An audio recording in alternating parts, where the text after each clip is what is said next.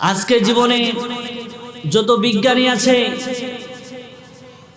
Einstein, Plato, যত বিজ্ঞানী যত দার্শনিক আছে, ওই দার্শনিকদের মতাদর্শ অনুযায়ী যেই জীবন আমরা পরিচালনা করছি, ওই জীবনে কখনো শান্তি আসা সম্ভব না।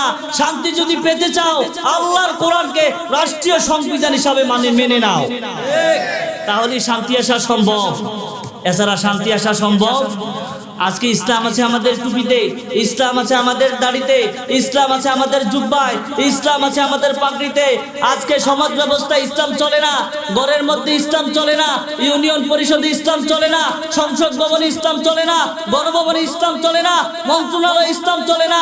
মনে রাখবা, যেই রাষ্ট্রে যেই ভূখণ্ডে কাজে কর্মে ইসলাম চলে না, ওই ভূখণ্ডে ওই রাষ্ট্রে শান্তি থাকার প্রশ্নই আসে না। এর জন্য শান্তি যদি পেতে চাও, ইসলাম ছাড়া বিকল্প কোনো রাস্তা খোলা। ইসলাম পেয়ে আমরা খুশি না বেজার? এই যে আমরা বসতে পেরেছি, সুস্থতা কার নিয়ামত? আল্লাহর নিয়ামত। আল্লাহর নিয়ামত যে ব্যক্তি পায়, শুকরিয়া বেশি আদায় করা দরকার না কম। এই জন্য রব্বুল আলামিন বলেন, লাইন শাকারতুম লাযীদান্নাকুম ওয়া লাইন কাফারতুম ইন্না আযাবি লাশাদীদ। আল্লাহু আকবার। রব্বুল আলামিন বলেন, আমি আল্লাহ রব্বুল আলামিন যেই নিয়ামতগুলো দিয়েছি, আমি আল্লাহ রব্বুল আলামিন যেই নিয়ামতগুলো দিয়েছি, আমার কোন বান্দা যদি নিয়ামতগুলো পাওয়ার পরে শুকরিয়া আদায় করেন, মন থেকে খুশি হয়, ওই নিয়ামতগুলো যিনি বাড়িয়ে দেন তিনি কে? আরো জোরে চিল্লায় এখন, তিনি কে? ওয়ালাইন কাফারতুম ইন্না আযাবি লাশাদীদ। রব্বুল আলামিন বলেন, যদি আমার কোন বান্দা, আমি আল্লাহ রব্বুল আলামিন যে নিয়ামতগুলো দিয়েছি, ওই নিয়ামতগুলো পাওয়ার পরে যদি শুকরিয়া আদায় না করে, যদি মন থেকে খুশি না হয়, ওই নিয়ামতগুলো যিনি আস্তে আস্তে নিঃশেষ করে আমাদেরকে ফকির বানিয়ে দিতে পারেন তিনি কে? এই জন্য সব সময় প্রশংসা হবে কার? আর জোরে চিল্লায় এখন, কার? আমরা যখন সুখে থাকি প্রশংসা আদায় করব কার? আমরা যখন দুঃখে থাকি প্রশংসা হবে কার? আমরা যখন অসুস্থ হয়ে মুমূর্ষু অবস্থায় রোগী বেডের মধ্যে পড়ে যাই, ওই সময় যিনি আমাদেরকে রহমতের চাদর দিয়ে ঢেকে রাখেন তিনি কে? এই জন্য শুকরিয়া আদায় করা দরকার।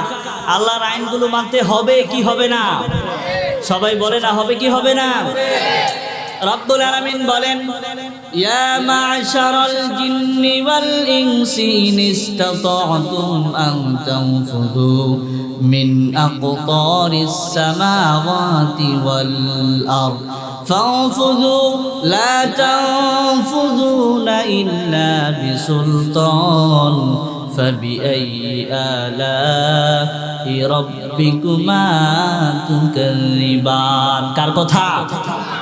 রব্বুল আলামিন বলেন, যদি আমি আল্লাহর রায়, আমি আল্লাহর বিধানগুলো যদি কোনো মানুষ, কোনো জিনের যদি ভালো না লাগে, আমি আল্লাহ রব্বুল আলামিনের ভূখণ্ড থেকে তুই বেরিয়ে যা। বেরিয়ে যাবে কোথায়? বেরিয়ে যাওয়ার জায়গা কোনো আছে নাকি? আমরা যে বাংলাদেশের মধ্যে বসবাস করি, ওই জায়গাটা কার? আমরা যদি ইউএসএ তে যাই, ওই জায়গাটাও কার? আমরা যদি মনে করি না আমেরিকাতেও যাব না, আমি পানির নিচে বাড়ি বানাবো, হয়তো বা 7 জমিনের নিচে আমি বাড়ি বানাবো, আপনাদের কাছে আমি জানতে চাই, ওই 7 জমিনের নিচেও যদি বাড়ি বানাই, ওই জায়গাটাও একজনের, তিনি কে? এই জন্য সব সময় প্রশংসা হবে কার? আল্লাহর। কিন্তু তাকে দেখেন, আজকে কিন্তু আমরা আল্লাহর প্রশংসা করি না। আমরা আল্লাহর প্রশংসা, আজকে আমাদের মুখের মধ্যে থাকে শুধু নেতার প্রশংসা, আজকে আমাদের মুখের মধ্যে থাকে শুধু পীরের প্রশংসা, আজকে আমাদের মুখের মধ্যে শুধু থাকে নেতা নেত্রীর প্রশংসা, কারো বাবার প্রশংসা, কারো পীরের প্রশংসা। আল্লাহ বলেন, কারো প্রশংসা হবে না, প্রশংসা হবে একজনের। চিল্লায় বলেন, তিনি কে? এই জন্য সবাই আল্লাহর প্রশংসা করতে রাজি আছেন? রব্বুল আলামিন বলেন, সবাই পড়েন, আলহামদুলিল্লাহি রাব্বিল আলামিন আর রহমানির রহিম। আমরা যখন নামাজের মধ্যে দাঁড়াই প্রশংসা করি কার? আমরা সবাই পড়ি, আল্লাহ সব প্রশংসা কার? আমরা যখন নামাজের মধ্যে দাঁড়াই একত্ব স্বীকার করি কার? সবাই বলেন কুল হুয়াল্লাহু আহাদুল্লাহুস সামাদ লাম ইয়ালিদ ওয়া লাম ইউলাদ ওয়া লাম ইয়াকুল লাহু কুফুয়ান আহাদ। কার প্রশংসা? কার একাত্ম স্বীকার করছি? দ্বিতীয় কোন আল্লাহ আছে নাকি? দ্বিতীয় কোন আল্লাহ আছে? আমাদের হায়াত দেন কে? আমাদের মউত দেন কে? আমরা জীবনে কতটুকু ইনকাম করব, কখন বিপদে পড়ব, কখন ইনকাম করব, ওই সময়টাও একজন জানেন, তিনি কে? এই জন্য প্রশংসা হবে কার?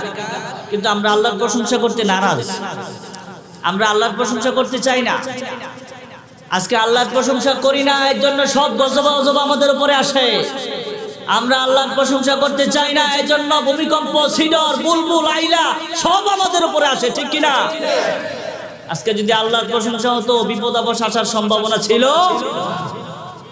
আল্লাহ বলেন যাহারাল ফাসাদু ফিল বাররি ওয়াল বাহরি বিমা কাসাবাত আইদিন নাস লিয়ুযীকাহুম বা'দাল্লাযী বিমা আমিলু।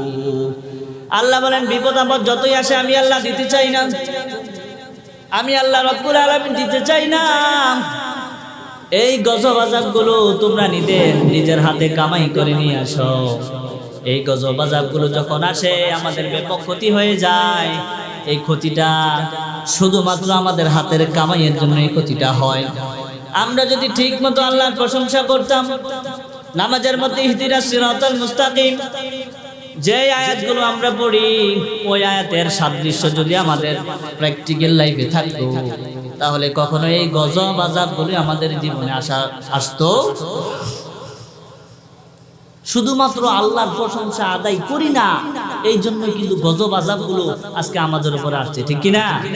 আজকে যদি প্রশংসাগুলো করতাম, তাহলে এই গজব আযাব কখনোই আমাদের উপরে আসতো। আমাদের একটু সময় পাইলে আল্লাহর বিরোধিতা করা যায়, একটু সময় পাইলে রাসূলের বিরোধিতা করে, আছে না নাই? আজকে আমাদের প্রত্যেকের গার্ডিয়ান আমাদের বাবা মা, ঠিক না? আমাদের বাবাকে গালি দিলে আমরা কিছু বলি না, আমাদের মাকে গালি দিলে আমরা কিছু বলি না, আমাদেরকে গালি দেয়া হয় আমরা কিছু বলি না। কিন্তু আল্লাহর বিরুদ্ধে, কোরআনের বিরুদ্ধে, ইসলামের বিরুদ্ধে যদি কেউ কটূক্তি করে, ওই জিহ্বা টেনে প্রয়োজনে আল্লাহর বিরোধী, রাসূল বিরোধী, ইসলাম বিরোধী যারাই থাকবে, হয়তো মানুষদের কাছ থেকে পার পেয়ে যেতে পারো, আল্লাহ কখনো তোমাদেরকে ছেড়ে দেবে না, ঠিক না ঠিক? এই জন্য আল্লাহর প্রশংসা সবসময় হবে, আল্লাহর প্রশংসা সবসময়। আল্লাহর প্রশংসা আমরা করতে চাই না, আসলেই করতে চাই না, কারণ আল্লাহর প্রশংসা করলে মাইর আসে। ইউসুফ আলাইহিস সালাম শুধুমাত্র আল্লাহর একাত্মবাদ, আল্লাহর আইনগুলো মানার কারণে জেলে ছিল না। মুহাম্মদ সাল্লাল্লাহু আলাইহি ওয়াসাল্লাম শিহাবে আবু তালিমের মধ্যে 3.5 বছর জেলখানায় ছিল, ঠিক না ঠিক? কিসের কারণে? ইসলামের কারণে। আল্লাহ রাব্বুল আলামিনের একাত্মবাদ, সেই একাত্মবাদ কায়েম করার জন্য যে সংগ্রাম করে গেছেন। বিশ্বনবী উহুদের ময়দানে দাঁত ভেঙেছে, বিশ্বনবীর শরীর থেকে রক্ত মুবারক জমিনের মধ্যে ঢেলে দিয়েছে শুধুমাত্র ইসলামের জন্য। আজকে সেই ইসলামের উপরে আঘাত আসে, আমি আর আপনি বড় বড় রাং সিবাইয়া খাই, আছে না নাই? তাহলে আল্লাহর প্রশংসা কই হয়? আল্লাহর প্রশংসা কোথায় হয়? আল্লাহর প্রশংসা নাই, প্রশংসা বাদ দিয়ে কাজকর্ম শুরু করি, এই জন্য বরকত নাই, ঠিক না ভাই ঠিক? আল্লাহর প্রশংসা দিয়ে যদি কাজ হতো, আল্লাহ বরকত দিত। বিসমিল্লাহির রহমানির রহিম খাবার খাচ্ছি, বরকত আছে না নাই? বিসমিল্লাহির রহমানির রহিম বলে কাজে যাচ্ছি, বরকত আছে না নাই? কাজের মধ্যে আমরা প্রশংসা করি কার? এই জন্য হালাল খাবার দরকার আছে না নাই? আমরা হালাল খাবারটা আল্লাহর প্রশংসার দ্বারাই শুরু করি নাকি? আলহামদুলিল্লাহি রাব্বিল আলামিন, এটা নামাজের মধ্যে আমরা সবাই পড়ি না? আমরা যখন খাবার খাই বিসমিল্লাহি ওয়া আলা মিল্লাতি, না, এটা মানুষ যখন দাফন করি, কবরের মধ্যে রাখি, তখন আমরা এই দোয়াটা পড়ি। যখন আমরা খাবার খাই বিসমিল্লাহি ওয়া আলা বারাকাতিল্লাহ, খাবারের মধ্যে বরকত দেয় কে? তার মানে ভাত খাওয়ার মধ্যে আল্লাহর শুকরিয়া আছে না নাই? আছে। কিন্তু সব জায়গায় আমরা চাই আল্লাহর শুকরিয়া আদায় না করে কিভাবে সামনের দিকে চলা যায়, ঠিক না ভাই? ঠিক। সাইয়েদনা ওসমান রাদিয়াল্লাহু তাআলা আনহু একদিন বিশ্বনবীর কাছে এসে বলে, ইয়া রাসূলুল্লাহ, আমার সম্পদগুলো শুধু বাড়ে, সম্পদগুলো শুধু বাড়ে। বিশ্বনবী বলে, ওসমান, তুমি কি কাজ করো যে সম্পদগুলো শুধু বাড়ে? সাইয়েদনা ওসমান বলে, ইয়া রাসূলুল্লাহ, আমি যখন খাবার খাই, ওই খাবার খাবার সময় যেই বাতটা পড়ে যায়, ওই বাতটা আমি আবার তুলে ধুয়ে ওই খাবারটাও আমি ফেলি না, ওই খাবারটা আমি খেয়ে ফেলি। সুবহানাল্লাহ বলবেন না? বিশ্বনবী বলে, ওসমান, তুমি আজ থেকে খাবার আর মাটির মধ্যে বসে খাবে না, ওটের উপরে বসে খাবে। কিছুদিন পরে সে ডাক দিয়ে বলে, ইয়া রাসূলুল্লাহ, ইয়া হাবিবাল্লাহ, আপনি আমাকে বলেছেন আমি যেই খাবারগুলো খাই, ওই খাবারটা আমি নিচে না খেয়ে ওটের উপরে যেন খাই। আজ অনেক দিন হয়ে গেল আমি ওটের মধ্যে খাবারটা খাই, কিন্তু আমার সম্পদগুলো কমে না। ওই সম্পদগুলো যিনি বাড়িয়ে দেন তিনি কে? বিশ্বনবী ডাক দিয়ে বলে, সাইয়েদনা ওসমান রাদিয়াল্লাহু আনহুকে ডাক দিয়ে বলে, ওসমান, তোমাকে তো আমি বলেছি ওটের উপরে খাবার খাওয়ার জন্য, ওই খাবারটা যখন পড়ে যায় তখন তুমি কি করো? সাইয়েদনা ওসমান ডাক দিয়ে বলে, ইয়া রাসূলুল্লাহ, ইয়া হাবিবাল্লাহ, ওই খাবারটা যখন পড়ে যায়, আমি ওসমান ওই খাবারটা আবার তুলে ধুয়ে ওই রিজিকটাও আমি ফেলি না, ওই রিজিকটাও আমি খেয়ে ফেলি। বিশ্বনবী ডাক দিয়ে বলে, ওসমান, সামান্য একটা বাত, ওই বাতটাও তোমার হাত থেকে মাটিতে পড়ে যায়, ওই অপচয়টাও তোমার দ্বারা হয় না। আমি নবী বললাম, যে ব্যক্তি খাবার অপচয় করে না, ওই সম্পদগুলো আর কমবে না, ওই সম্পদগুলো যিনি আস্তে আস্তে বাড়িয়ে দেবেন তিনি কে? এই জন্য সব সময় প্রশংসা হবে কার? সাইয়েদনা আলী আলাইহিস সালাম প্রশংসা করলেন কার?